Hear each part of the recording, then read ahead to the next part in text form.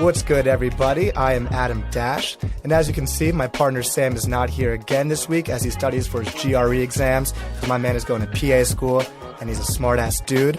But today, thankfully, in his place is the marketing queen herself. It is Jazz Jackson. She is a artist manager for the amazing Seth Such, Ella Ozturk, Sia the Don, and Jai Winter. She's also the founder of Someday Vintage Streetwear, and she's graced us with her presence today. How are you? I'm doing so well. Thank you so much for having me. This is going to be such a great conversation. And as you know, when we start our show, we like to catch up about how we've been feeling the past week. So we usually give a playlist name and a playlist title. So I'll go first. For me, I'm feeling blessed this week. For one, I got to see Drake and J. Cole perform live last night on the live stream, and that was amazing. And honestly, it's good weather in Ohio, which never happens. And the song that will highlight that playlist is What a Day by Tyler on the new Deluxe album. Also blessed to get a new Tyler album, 8 new songs. But how are you feeling? What is your playlist name? What song is on it? Yeah, such a great question. So my playlist name, definitely I feel like it's Aries season. So this is a season of rebirth for me. I feel it's a lot of transformation.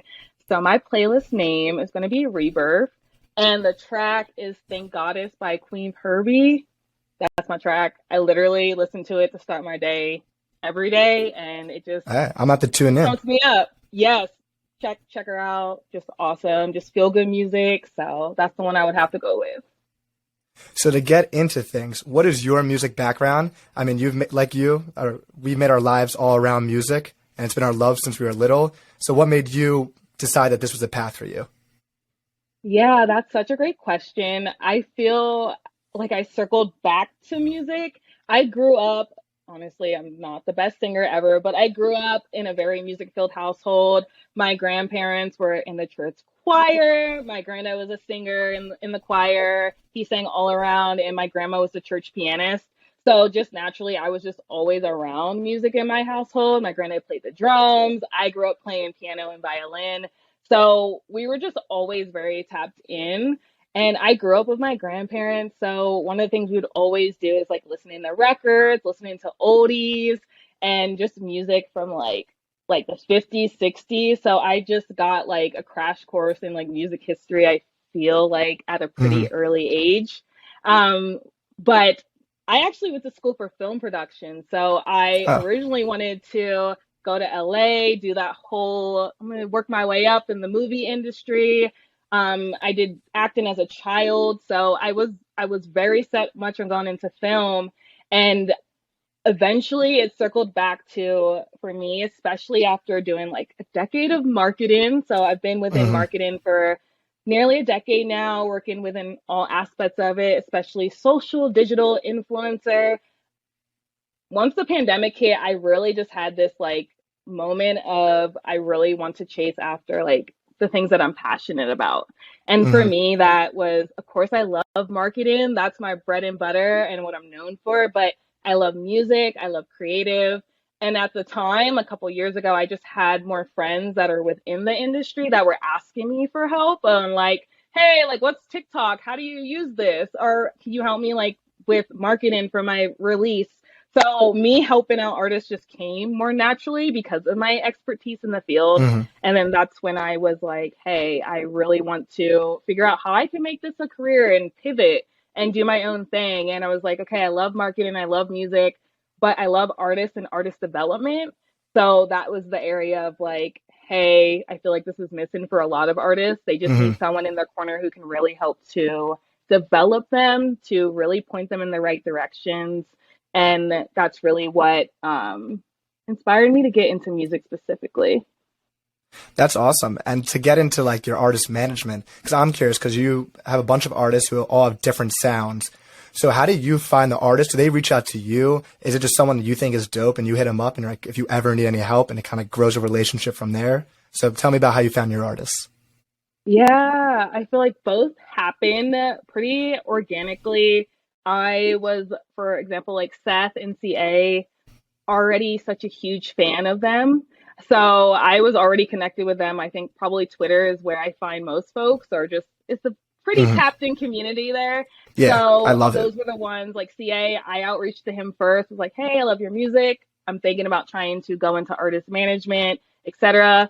And just started to build that relationship from there. I'm very particular in working with artists that I am already a fan of. Hmm. I truly believe for me to add the best value, I have to love your music. Like our visions have to kind of coincide, etc. So it's something I don't take lightly. Other Hmm. artists have reached out to me and have approached me with that relationship. And as I said, like I take some time. I always say like kind of feel like I've been dating my artist for like a couple years now in the sense of like we're just really getting to know each other. We're working through like release after release. Like there's just different components and it's a relationship that takes time to build. There's a lot of trust that has to be established between me and each of them. And, those are relationships that I don't take for granted. So that's why I'm locked in with the ones I am. But the goal is for me to one day grow a team myself and be able to bring more artists on board that my team and company can develop and manage. But Hmm. I kind of, yeah, I'm just like on this little pause of like taking on new artists or clients right now for that. But I think it Hmm. kind of works both ways. There's some artists that I'm like, oh, that would be cool to work with them in that capacity at some point. But that's kind of how I found the artists that I'm working with. I feel like it happened really just organically, and everyone that I'm working with, like, I already like their music. I was already like aware of them before they approached me or I to them. So I feel like alignment's key, and Hmm. I'm one of those people where it's like a relationship, especially between artist and manager, it can't be forced. So Yeah. So for those listening who might want to get into artist management, how do you think that you gain the trust of the people that you reached out to? So if you reach out to Seth, what is like your selling point that why should he want you as a manager? yeah. One, I'm the queen. But no, real talk, Yeah. real talk. Real talk. I feel like for me it comes down to what can your manager truly provide for you.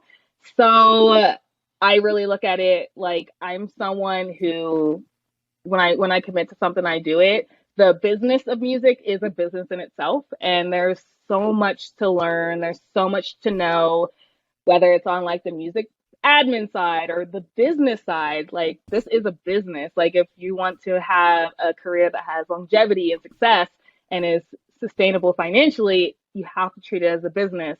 So I come from that expertise where like I have launched multiple businesses. I understand like even just like what you need to get those in place, but also I'm very tapped into like what's going on within social, digital, because of my 9 to 5. I have to be, and I Yeah. love that. But also too, just the music business side of things. There's a lot. There's so much to Hmm. know.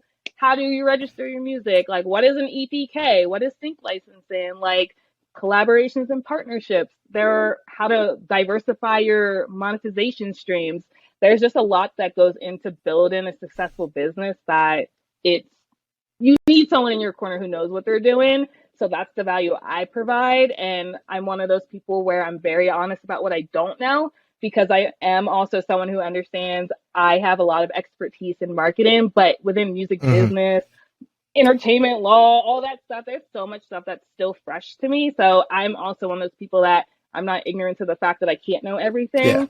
So if I don't know something, I feel like I'm truly a connector. So I will connect you to the right people. I can point you into the right directions. And if I don't have to be an expert in everything to be the best Hmm. manager I can be for my team, I just have to be able to, put the right plays together, connect the right dots, and truly make sure that they're set up for success in just all those different areas. So I'm one of those people that I'm a student of life and I try to learn as much as possible. So, I'm talking to people like on coffee chats in the industry, and I'm reading books, I'm watching podcasts and interviews, I'm learning and just digesting as much as I can.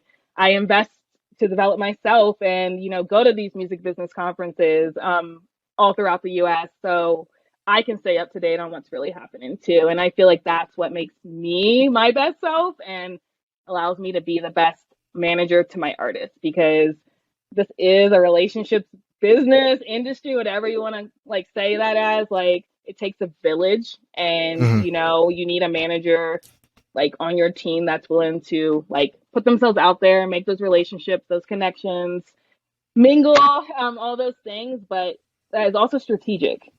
I think that's very important in how like the team moves and that intentionality behind it. Yeah, I think it's so important to have that humble outlook upon things. You can't be like, oh, I'm going to do everything, even if I don't do it. Like, I'm really going to stick to my guns on it.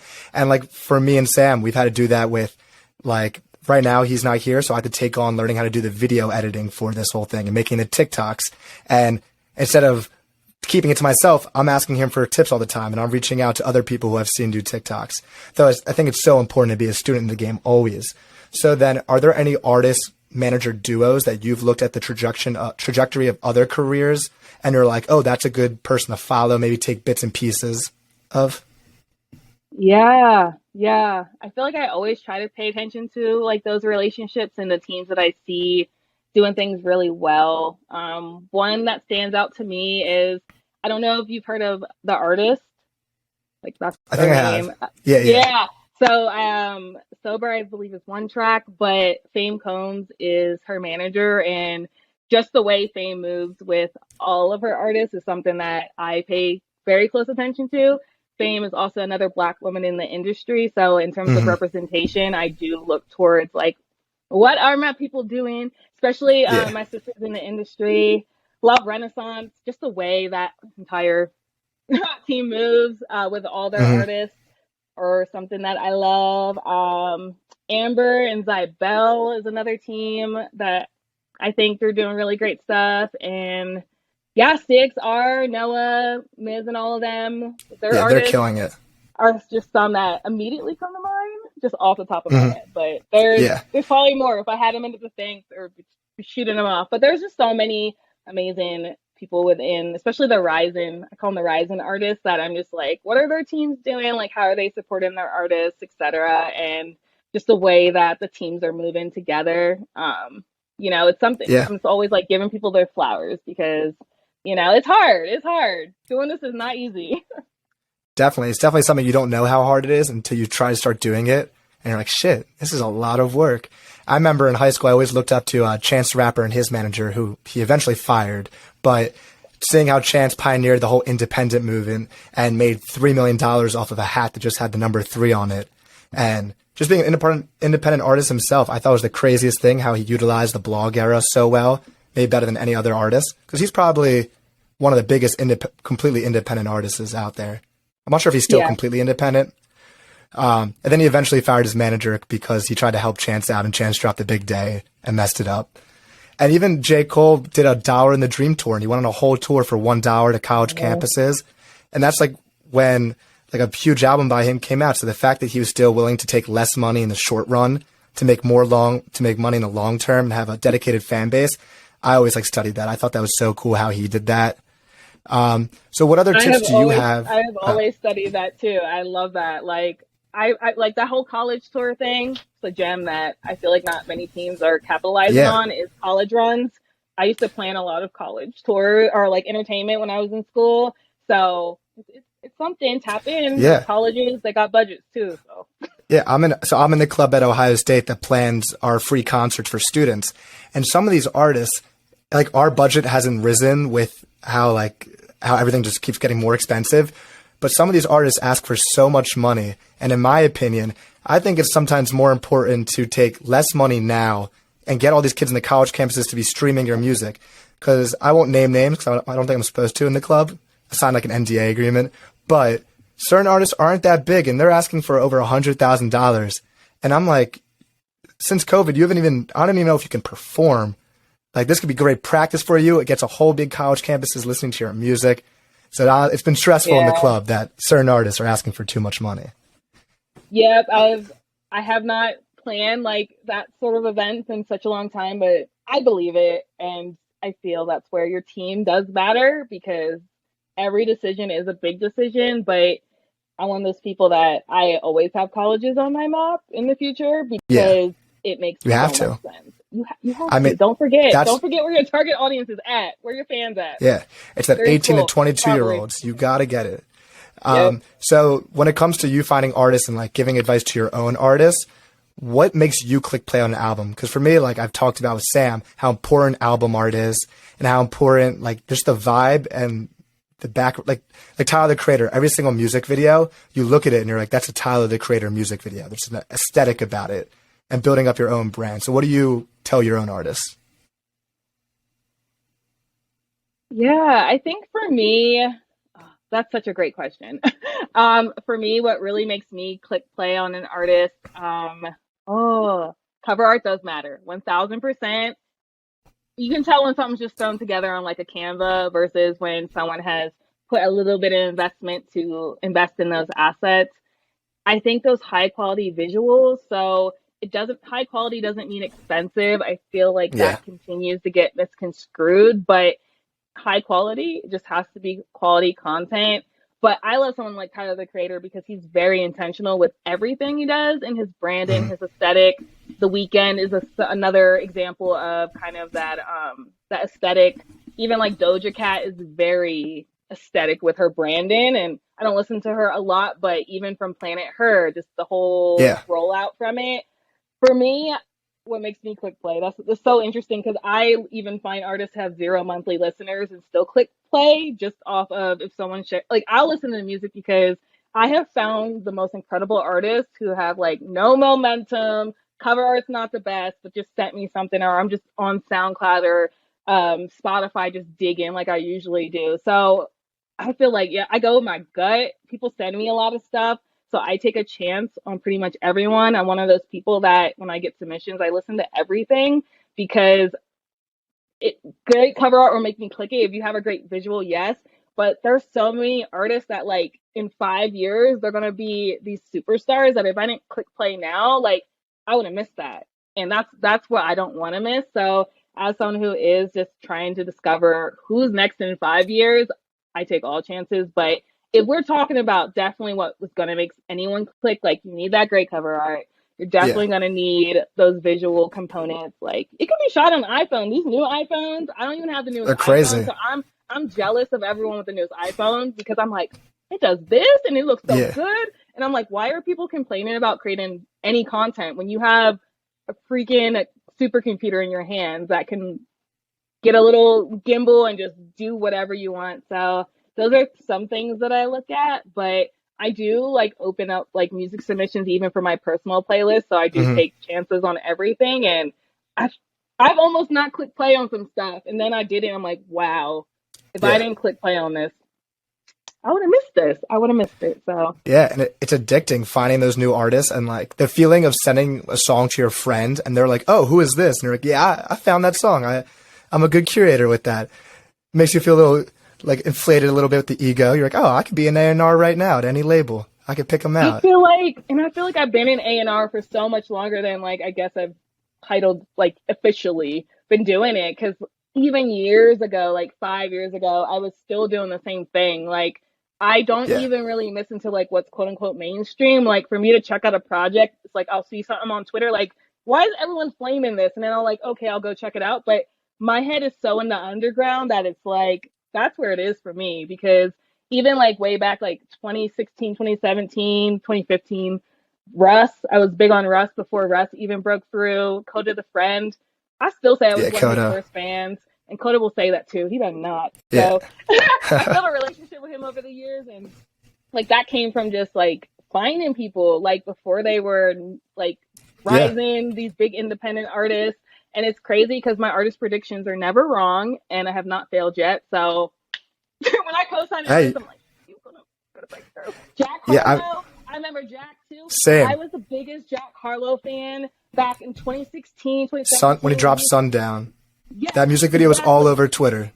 That was me back then. And then I remember I went to go see Wiz on tour in 2019, pre-pandemic, when DJ Drama brought Jack out. No one knew who he was. And then I almost missed my man. And I went, Jack came on and I heard the song, and I'm running down the steps to go see him, and no one knew who he was. And I was like, he's going to be a superstar. And I called that years ago, and like, look where he is now. Like, controversy or not, what people think about him. But it's like, I got an ear for music, and that's where it's like, I know I can do this. And I wanted to like, for me as an A&R, I was like, I didn't want to like try to hop on to a more like emergent or established artist team. I was like, I want to find the artists who I believe in and really build them up, and like, let's just do it from the ground up and do the work and just partner with the artists that I truly believe already have the talent and they already have all the ingredients. You just kind of gotta put it together. As funny you said Jack Harlow, 'cause I feel like I was definitely in high school making all my friends listen to Sundown because that music video was all over my Twitter feed. And then I remember Coda, similar, has like that aesthetic in his videos where it's him rapping straight at the camera, lyrics under it so you can read it, and every video is the same thing. And it's smart because people start getting used to like the vibe that they expect from your music videos. And like it made me click play on Coda in like 2016. I think, was it Ultra Light Beam? I think he rapped over in like 2016. I remember that video. The old Jack. Oh, back when, way back when. I'm still a fan of Jack, but back then the music was a different vibe. I'm just gonna say. Yeah, no, his other stuff. I mean, this last album. I mean, he got nominated for the Grammy, I guess. But I used to be I like when he raps like on the last song, like River Road. I like when he does that stuff. Yes. I need an album of that. So me and you clearly are both such big like Twitter music people. Because I personally, that's my favorite place to find music. But what do you instruct your artists to do? Because obviously, especially with the new Twitter changes that hopefully don't actually come into effect. But if you're an artist and you don't pay, it's like, how could you ever get discovered now? So what do you kind of instruct your artists to do about TikTok, Instagram, YouTube? Like what do you push to them? This is a loaded question. I feel like I know. I have to be tapped into everything that's happening on social. Like that's my 9 to 5. I work at a pretty big agency in the US, utilizing social, digital, and influencers. So part of my day job is research and paying attention to every change on these platforms. My biggest opinion is, especially with like the verifications, whether it's Meta verified, Twitter, I am one of those people. I've been telling people do not pass go. I feel like this is very early. There's a lot of changes that are happening. I mean, you don't know what's going to happen with TikTok in the next month. Instagram is continually changing. It's not just this algorithm, but also what it's prioritizing. It was Reels. It's still Reels, but now they're going back to photos, specifically carousels. So I have to stay up to date. Every time Adam from Instagram drops an IG update on what's changing, I'm right there. Artists aren't that tapped into how these platforms are changing, which is why they need someone who knows social digital marketing strategy, who can really guide them. I feel like paying for anything verification, I think it's too pre. I have never paid for anything. I will never pay for verification. I'm a star. And at the end of the day, if we're so worried about what these platforms are going to do, then own your own platform. Build your audience on your own channels and stop relying on just social to drive everything. Yeah. I tell my artists this at the end of the day, whenever you post, maybe 5 to 10% of your followers are going to see your content. So if that's the case, why are you paying for any sort of verification? Find your super fans, drive them to your own channel, own that audience and nurture those relationships, whether it's an email, SMS. I don't care if you drive them to Discord, but paying for verification just for the quote unquote hope of being pushed here or pushed there. IG already said themselves that Meta Verified doesn't do anything to increase reach, engagement, etc. So what are you really paying $15 a month for? That's the question. And it makes me so angry. If you had asked me, I wouldn't do it. Elon Musk is going to change his mind next month on what he wants to do. And guess what? Blue checkmarks could go away in 3 months. What's the point? Yeah. I mean, I read a Twitter feed about how they used to pay their biggest like users, like say they paid LeBron James to come on their platform, but now you're trying to make LeBron James pay to use your platform. And then for all these aspiring artists, not just singers and rappers, but like any type of art or business, it's like now you got to pay $8 to get anything. So I have my personal account. Then I also have the SoundCentric account. So I have to pay $16 a month for anyone to see my content.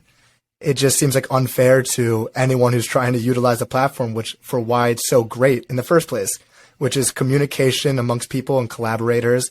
And that's why the Twitter music community is so cool. I'm seeing everyone celebrate Chris Patrick perform for JID and Smino because we all saw him just posting videos on Twitter, like all of us post videos on Twitter. And he's the one who made it out. It's kind of similar to how seeing someone out of your city make it, but now it's not our city. It's our community on Twitter of this group of artists. And it's like, hey, one made it out, so now all of us can possibly make it out. That's so true. And I guess because I'm so into it, I it's all like the fear mongering tactics don't work on someone like me I have literally seen every platform come. I've seen all of them Yeah. go. Like I was, before I like even influence the early influencer days, I was working in social. I've seen the rise of this whole industry, which is now a $20 billion industry. These platforms have changed every single time. Yeah.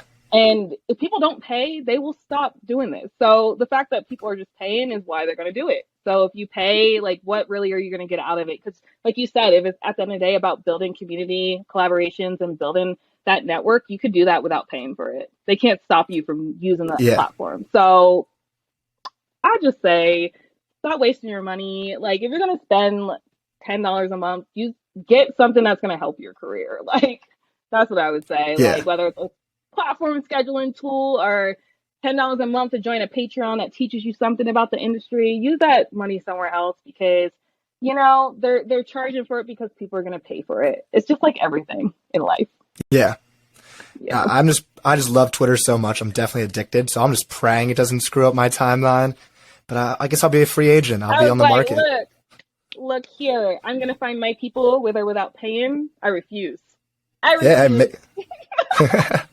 Twitter could go away tomorrow and I'd be okay. Because that's another thing, right? Like, what happens if TikTok gets banned? What are all these artists who have like banked on TikTok, who have grown these big accounts, going to literally do? I don't feel like TikTok will actually go away. I really don't. But it's causing a lot of chatter, and that's what they want.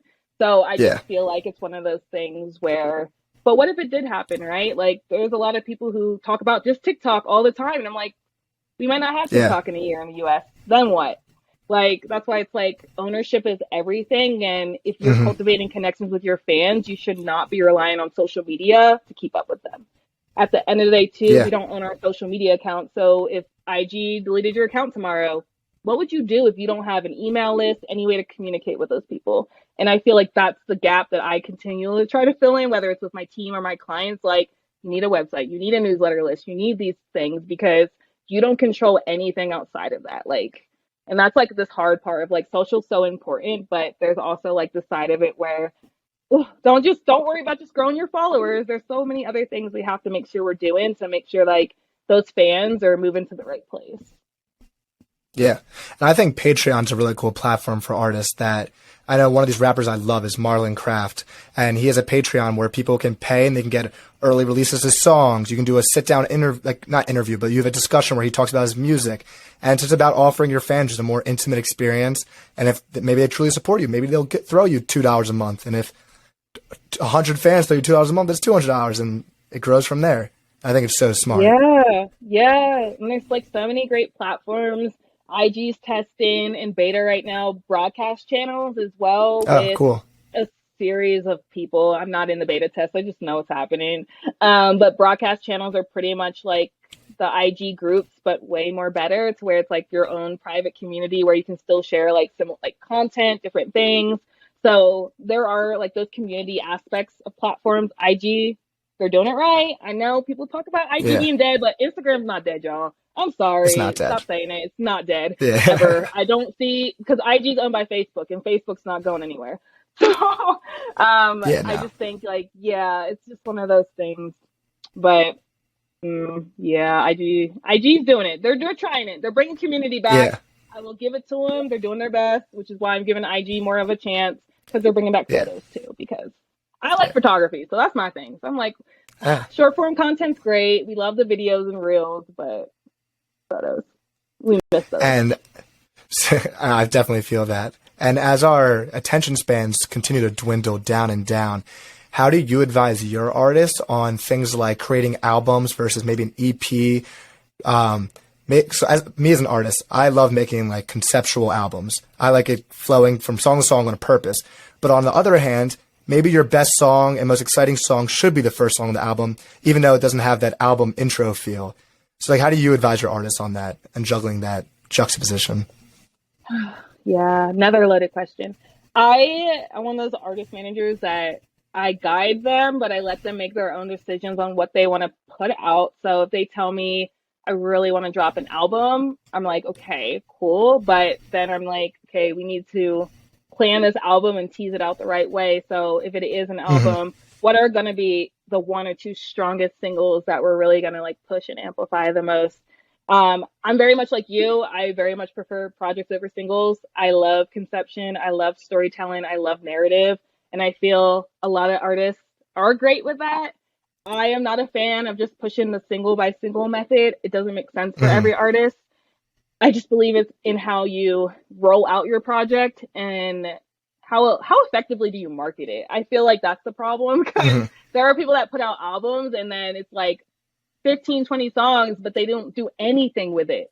Nothing. Yeah. Like I haven't seen a visualizer. I haven't seen a lyric breakdown. I haven't seen any components of that project. So I feel like if you're going to do a project, it should be intentional. I do advise to save albums for when you've generated more of a momentum and started to identify more of like who your core fan base is, because it makes the most sense. But I also I try to guide, not tell my artists what to do, especially. So I'm like, if you want to put out an album, cool. I believe in that. I just believe like, how can we effectively roll this out? What is the story that we're telling here? Like, how can we really bring that to life through this release? And I'm a true believer in giving every song their moments.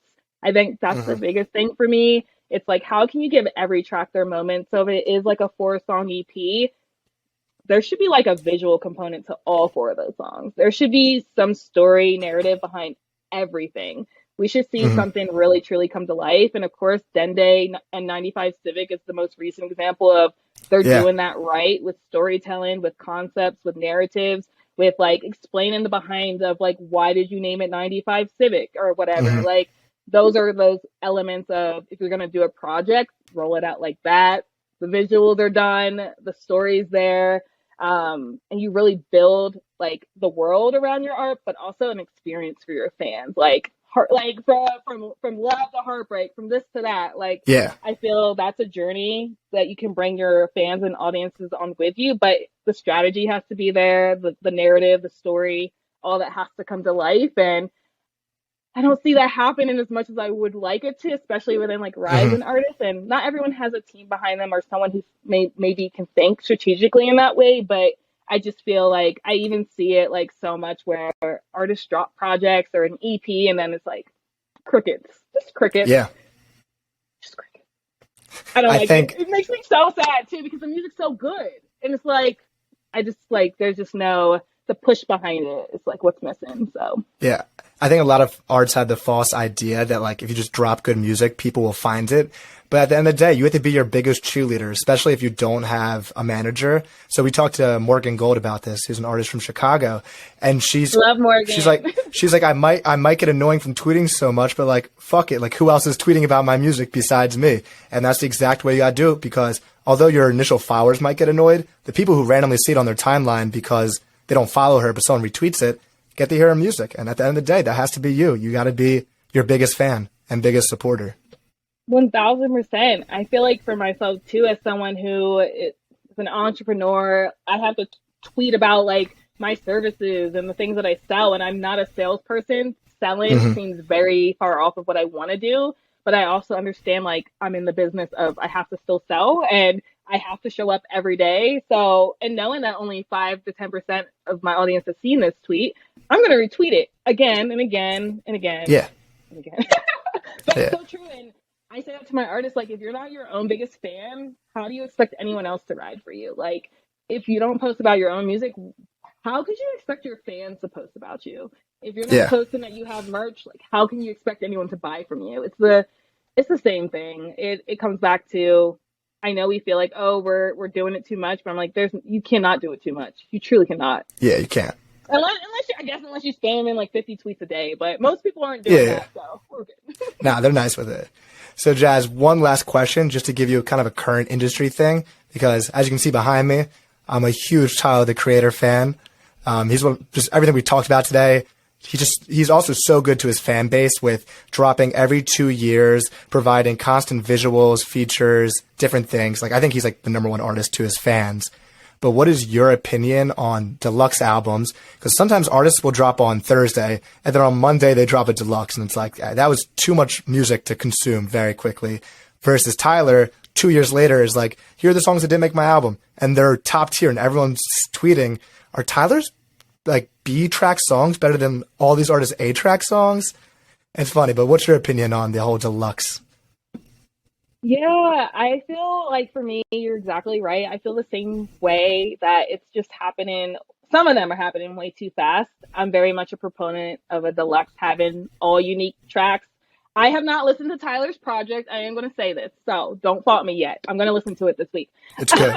But I did look up an article so I can get the lowdown on what was on there. So I do know, like just in general though, I love deluxe projects that it's like all new. Like if you're gonna do a deluxe, like give me something that's completely different. Like even like I feel the same way with like remixes too, or like Yeah. can this be completely unique?